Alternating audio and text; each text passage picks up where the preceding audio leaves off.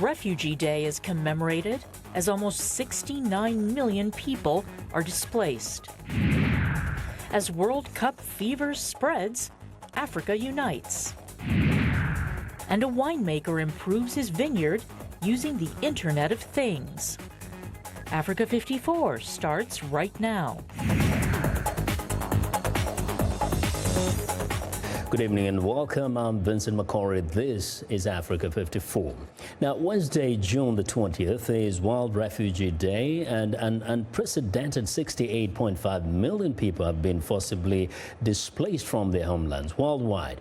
The highest levels of displacement on record, according to a newly released report by the United Nations High Commissioner for Refugees. 2 years ago, the Refugee Agency petitioned governments to work together and do their fair share for refugees. But that message is not really being heeded. Here's viewers Julie Tabo.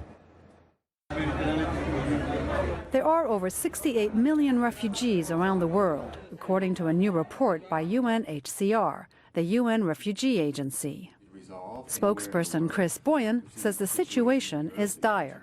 There's a person forcibly displaced now every 2 seconds. These are people that are fleeing not by choice, but because they have no choice but to flee if they want to stay alive. Boyan says driving the worldwide exodus, war, conflict, and persecution. We've seen new conflicts arise in countries and regions around the world that didn't exist before, but that are driving displacement of human beings in very large numbers now. Boyan says no one chooses to become a refugee. And refugees are human beings, just like you and me, who have found themselves in extremely unfortunate circumstances. But it's easy to lose sight of core humanitarian principles when responding to the refugee crisis. Eskinder Nagash, president and CEO of the U.S. Committee for Refugees, says governments often treat the refugee crisis as a national security issue rather than a humanitarian one. They don't see them as another human being. They just see them as a burden to society. The governments are actually fearing refugees. When you fear somebody, you don't necessarily welcome them. Nagash says the modern refugee problem started about 60 years ago when the international community started trying to warehouse refugees. When you actually keep refugees warehoused for 20, 30, 50, 60 years, that's really a major humanitarian crisis. But Boyan says it's not a problem that can be dealt with on a country-by-country basis. This really is a global problem. It's a human problem. And we advocate for all countries to work together to find workable, collective solutions to this collective problem. Spain recently provided a good example of collective problem solving. The response that Spain showed over the past week in accepting that ship that was on the high seas full of very, very desperate people was an example of humanity, of compassion, and of the right thing to do. It's important to be methodical, and it is important to keep those core principles at the front of our minds in terms of how we want our world to be today, how we want it to look tomorrow, for our children and grandchildren. What sort of values are important to us? It's now when these things are being decided. While the refugee problem is indeed a global crisis, Boyan says it's a manageable one, a crisis that will require the world's courage, leadership, and vision. Julie Tabo, VOA News, Washington. Well, the world's biggest refugee camp is in Kenya. The Dadaab facility in northeastern Kenya was established in 1991 and has been home to thousands of mostly Somali refugees. The East African nation is also home to another refugee camp, Kakuma, established back in 1969. Both are managed by the United Nations Refugee Agency, UNHCR. To tell us more about what goes on in those camps, Yvonne Deg, spokesperson UNHCR in Kenya, joins me live via Skype from Nairobi. Good evening, Yvonne. Good evening, Vincent. Yes, so a little bit about the numbers of refugees in Kenya, please, if you can. Well, first and foremost, thank you so much for taking the time to cover the whole issue of refugees, not just across the world, but here, obviously, in Kenya, where we have about 500,000 refugees present. Most of them reside in 2 camps in Kenya, in northern Kenya. You mentioned in the introduction Dadaab, one of the oldest refugee camps in the world, mainly a refugee camp with Somalis, people affected by the situation in Somalia. And there are over 250,000, roughly, Somali refugees living in Dadaab refugee camp. And then again in northern Kenya, in Turkana County, Kakuma refugee camp has again around 230, 220,000 refugees, mainly from South Sudan. And then this might surprise some of your viewers, here in the capital, Nairobi, we have what you call urban refugees, and that comes to around, or they number around 60, 70,000. Those are people who basically exist and live in the capital, Kenya's capital, and try and find means to support themselves. Now, in the situations I've described in Dadaab refugee camp and Kakuma refugee camp, we call this within UNHCR, these are protracted refugee situations. And what that basically means is that these are not fresh crises, these are not new crises. It's been ongoing, as you mentioned in the intro, for decades. And these are people who have come and gone over decades. Most of them depend almost exclusively on humanitarian aid from UNHCR, the UN Refugee Agency, and our partners. But we are doing what we can to try and build self-reliance and empowerment for the refugees. Tell us a little bit about that. What are some of the programs you're running in those refugee camps? Well, good question. As I was just trying to explain, when you look at the background to these places, what has tended to happen in the past is that people have arrived from places like South Sudan and Somalia, and we've been there to protect, to provide basic services, water, sanitation, medical care, education, food, obviously, and other essentials for life.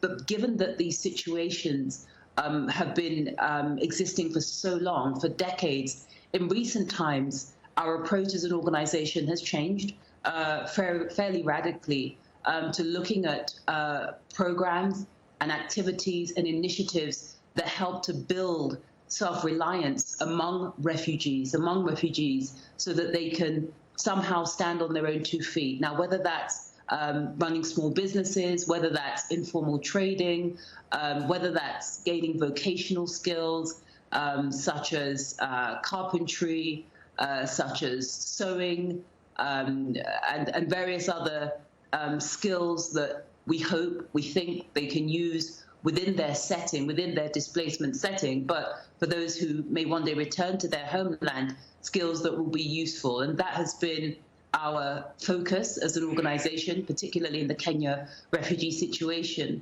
as I say, to do what we can to build self-reliance among refugees and to empower ultimately refugees. All of this against the backdrop, of course, of ever reducing, ever dwindling funding. UNHCR is run on voluntary contributions, primarily from government, but a tiny percentage now coming from private sector organizations, but mainly from governments. And as you'll be aware, funding around crises like the refugee crisis has been reducing. Hence the need to ensure that refugees are able to not just sit there passively waiting for handouts from the humanitarian world, but finding ways of standing on their own 2 feet and using the skills which they arrived with. Well, Yvonne, I want to thank you very much for joining us from Nairobi. Thank you for the information. My pleasure. Thank you. You're welcome. Yvonne Ndege is the spokesperson for UNHCR in Kenya. Now, Africa's biggest refugee crisis at the moment has been triggered by the conflict in South Sudan, which has sent millions of people fleeing. Until 2 years ago, Lual Mayen was a refugee in Uganda, having escaped the killing fields of his home country, South Sudan.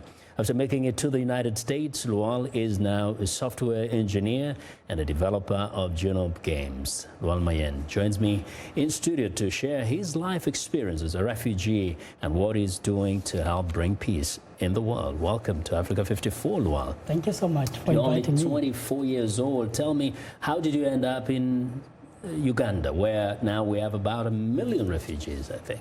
South Sudanese? I think this is a very good question. And, you know, being a refugee, it's not a choice. I remember like the war in South Sudan began like a long time ago. And in 1993, my parents had to flee South Sudan to Uganda, northern Uganda, so that they can find a place for refuge. And till then, since 1993, I became like, you know, staying in the refugee camp in Uganda. Yeah. And, you know, I realized that, you know, being a refugee is not a temporary thing, because I had to utilize every opportunity that I got in the refugee camp in the northern Uganda. So, and that particular time, it was like so hard for me, because I had a dream that one day I needed to do something very important and very vital for my family, for my country, and to the world. But because of the war that broke out in South Sudan, I couldn't do anything, ending up in a refugee camp. Mm-hmm. So, to me, like, I feel like, you know, I had the passion in computer programming, and there were no facilities or computers that I can be able to access in the refugee camp. So I told my mom to buy for me a computer. So, and my mom looked at me and laughed, because there's no power, there's no light, there's, you know, there was no computer lesson to be offered at. So while you were, I mean, a young person growing up in this refugee camp, you had the mind to have an ambition and maintain your passion regardless of the challenges you faced. Exactly. So how eventually, after getting this computer, how did you get into software engineering, or at least developing the idea of developing apps and stuff like that? That's a very good question, because even after the war broke out in South Sudan in 2016, I grew up like playing this video game called GTA Vice City. It's one of the famous video game, and I realized, you know, I wanted to make like a video game like that one day, seeing it's a war game. So I realized that I have to make video game for peace and conflict resolution. And through that, I managed to do online tutorials to train myself.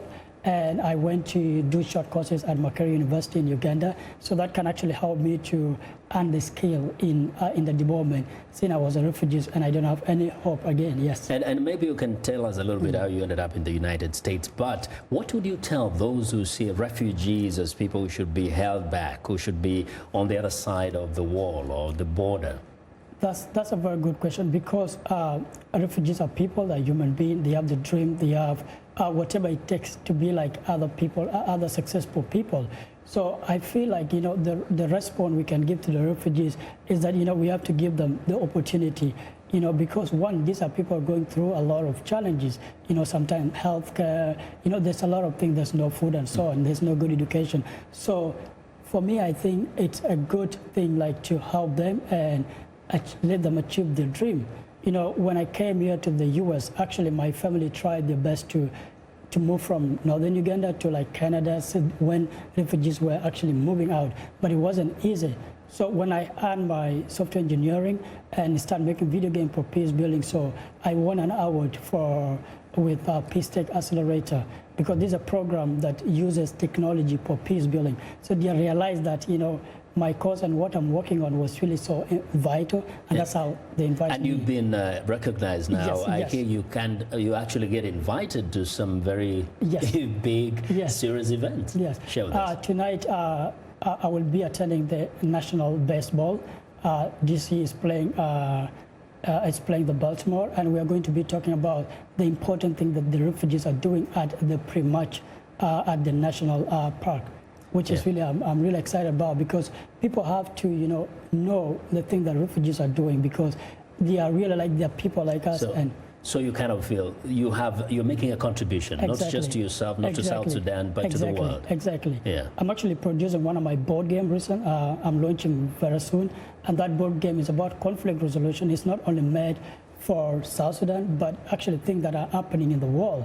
Things like to do with slavery, things to do with conflict, things to do with, the things that are affecting the world. So I want to address them in a board game. And these are things that, this board game is going to be played everywhere, but it's a refugee doing it. So I feel like, refugees have the capability and the energy to make a world a better place. If they're given an opportunity and saved or allowed to run away from where they could lose their lives. Thank you very much for joining us, and congratulations for all that you're doing. Thank you. Wish you all the best. Lual Mayen is a software engineer and a former refugee. Now, the two men at the center of South Sudan's ongoing and devastating civil war are scheduled to meet in Ethiopia on Thursday, for the first time in 2 years. South Sudanese President Salva Kiir will come face-to-face with Riek Machar, his former vice president, turned adversary in Addis Ababa at the invitation of Ethiopian Prime Minister Abiy Ahmed. South Sudan's conflict began in 2013 as a power struggle between President Kiir and Machar. Tens of thousands of people have died in the fighting. More than 2 million have fled the country, and another 2 million people are living as internally displaced persons in the United Nations-run camps in South Sudan. Both sides have been accused by the United Nations and human rights groups of committing atrocities against civilians. The United States has withdrawn from the United Nations Human Rights Council, saying the organization has failed to achieve its stated goals. When making the announcement Tuesday, Secretary of State Mike Pompeo and Ambassador to the United Nations Nikki Haley accused the council of political bias. VOA's Zlati Zahok reports. U.S. withdrawal from the UN Human Rights Council comes after the organization voted last month to investigate the deaths of Gaza protesters by Israeli forces. It also comes amid growing criticism of the new U.S. policy of separating illegal immigrant parents from their children at the U.S. border with Mexico. But the Trump administration has considered leaving the council for at least a year. As President Trump said at the UN General Assembly, it is a massive source of embarrassment to the United Nations that some governments with egregious human rights records sit on the Human Rights Council. While not addressing the administration's policy on migrants, Pompeo said the United States will not be lectured by organizations whose members include human rights offenders such as China, Cuba, and Venezuela. The United States, which leads the world in humanitarian assistance, and whose service members have sacrificed life and limb to free millions from oppression and tyranny, will not take lectures from hypocritical bodies and institutions as America selflessly give their blood and treasure to help the defenseless. Haley accused the council of what she called chronic bias against Israel. Earlier this year, as it has in previous years, the Human Rights Council passed 5 resolutions against Israel, more than the number passed against North Korea, Iran, and Syria combined.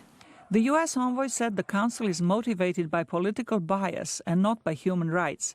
She said U.S. efforts to reform the organization have been blocked by countries who are not free and don't want to be scrutinized. She named Russia, China, Cuba, and Egypt. We take this step because our commitment does not allow us to remain a part of a hypocritical and self-serving organization that makes a mockery of human rights. Critics say the U.S. withdrawal will enable countries with poor human rights records to rewrite the Council's agenda, allowing erosion of rights worldwide.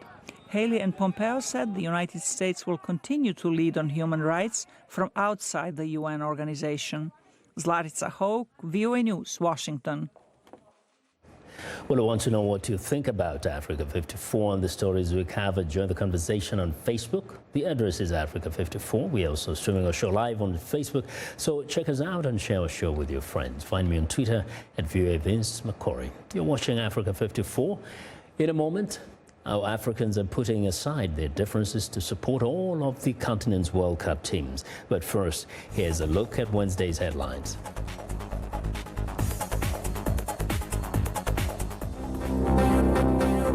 In Ivory Coast, a flood kills 18 people in Abidjan, leaving hundreds stranded with destroyed homes and without cars. In Libya, on a beach in Worshafana, the Red Crescent recovers 5 bodies of migrants whose boat sank in their journey to Europe. We stay in Libya, where the UN High Commissioner for Refugees, Filippo Grandi, accompanies more than 100 refugees as they evacuate Libya to Niger after being held in detention. In Cameroon, the Red Cross offers aid to thousands of families in the northern part of the country after fleeing the violence of jihadist militant group Boko Haram. Finally, in Kenya, conservationists work to protect a giraffe species from dying out in northern Kenya.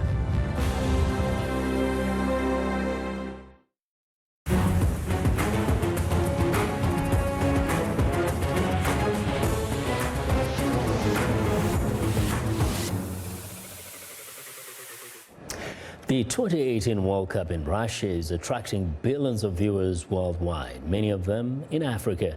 As the best footballers in the world battle it out to be crowned champion, Zahir Kassim in Johannesburg explores how Africans are putting aside their differences and are backing all the teams from the continent. It is Saturday night at the bar, and South Africans have been treated to a special weekend with exciting rugby and soccer games taking place back to back. For rugby fans, the Springbok rugby jersey is a clear indication of who you support. But for soccer fans, it does not really matter what shirt you wear as long as you are backing an African team. So I'm supporting Nigeria because it's obvious, it's an African country. We need to boost them, you know. Let's go white and green. Even though the South African soccer team failed to qualify for this year's World Cup, many fans of the game feel that any African win is a win for the continent. In recent years, South Africa has seen several xenophobic attacks on foreign communities. But events like the World Cup help people realize that they are part of a community, explains analyst Kelebogile Lipele from the Institute of Race Relations. I think it's a lot to ask from just a game of match to bring people together.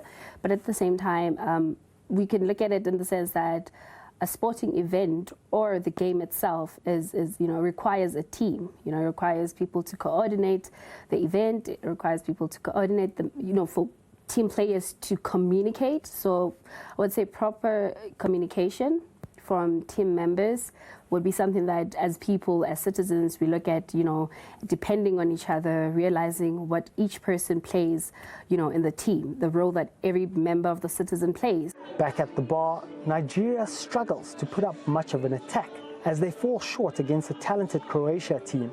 But fans try to stay optimistic. We're going to win the World Cup. Well, it'd be nice if an African team won, but yeah, I'll probably be Belgium. One loss does not mean an exit yet, and with lots more soccer to come, there's still a chance an African team can win the World Cup or the continent. Zahir Kassim for VOA, Johannesburg, South Africa.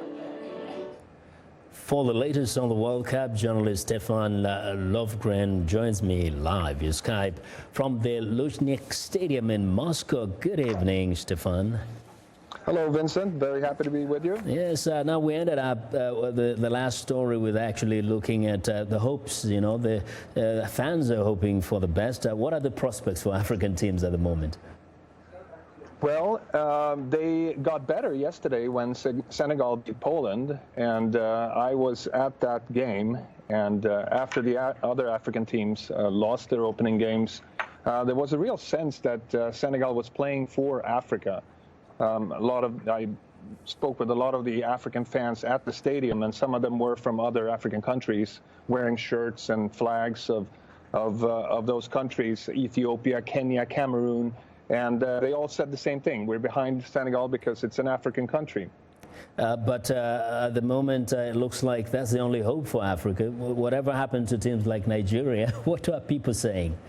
Well, I wouldn't say it's the only hope. Nigeria, it's true. Nigeria did lose their opening game to Croatia, and it was frankly a disappointing performance that they put in. But I did speak with some people in the Nigerian camp today, and I think there's a sense that there's a belief that they can pull things around. They know that they didn't play well against Croatia, but they will have another chance against Iceland on Friday, and I think there's an expectation that they will do better. Could this end up actually being a World Cup full of surprises? I mean, look at how Russia is performing, and then we look at teams like Germany, strong teams, being beaten by Mexico and so many other teams that have kind of performed in a way that shows they're staggering a little bit.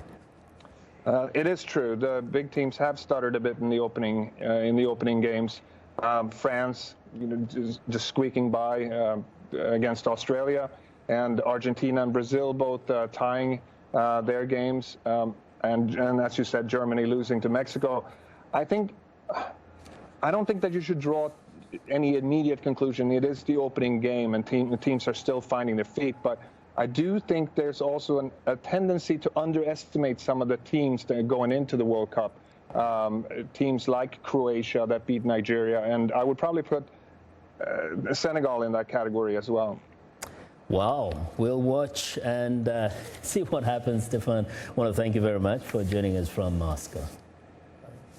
That's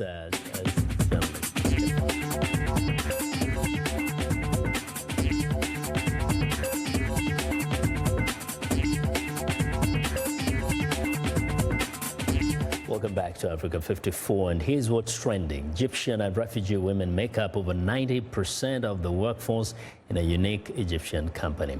Malaika, which means angels in Arabic, has set up a training center in the heart of Cairo to teach women embroidery, giving them a job and a stable income. A diverse pool has made its way to Malaika, featuring refugees who are linked to the local firm through international organizations, including Save the Children and the United Nations. The return of real Egyptian cotton goods to world markets could provide a lucrative export opportunity at a time when Egypt has a huge trade deficit and is seeking to relaunch its stagnant economy. Well, next up, it may not look like a technology innovation hub, but Bannister House Estate in East London is at the center of a new high-tech trial.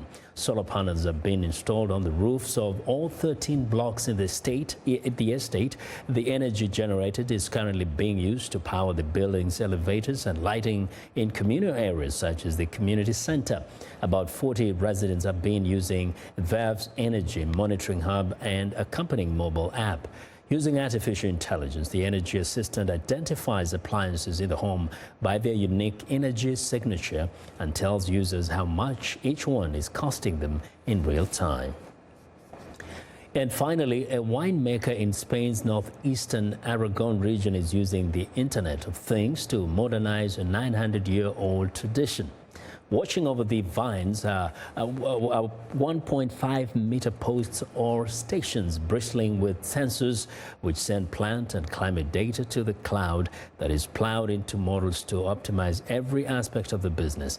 The station's gauges and gizmos measure 24 variables from temperatures, air and soil humidity to wind speed, foliage conditions and soil nutrient levels. The information makes decision makers making easier, and like when to hire seasonal workers, how to prepare for a disease outbreak, and working out whether there will be a glut in grapes produced, plus how that might affect prices. And that's our show for today. Thanks a lot for watching. You can also watch our show on Africa 54 website, voaafrica.com for more news. Tune in to VOA's evening radio show, Africa News Tonight at 1800 UTC, and in the mornings today, Break Africa between 0300 and 0600 UTC, Monday through Friday. Thanks a lot. Have a good night.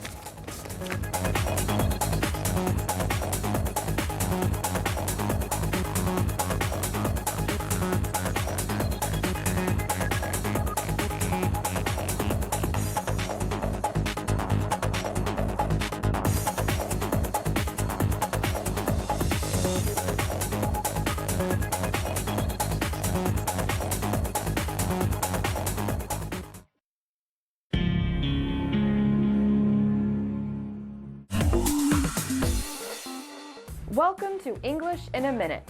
Lots of items are made from gold, like jewelry, coins, and medals. Golden opportunity. This sounds like a strange thing to be made of gold. Jonathan, are you as excited as I am about the holiday next week? I might be more excited. The holiday is a golden opportunity for me to catch up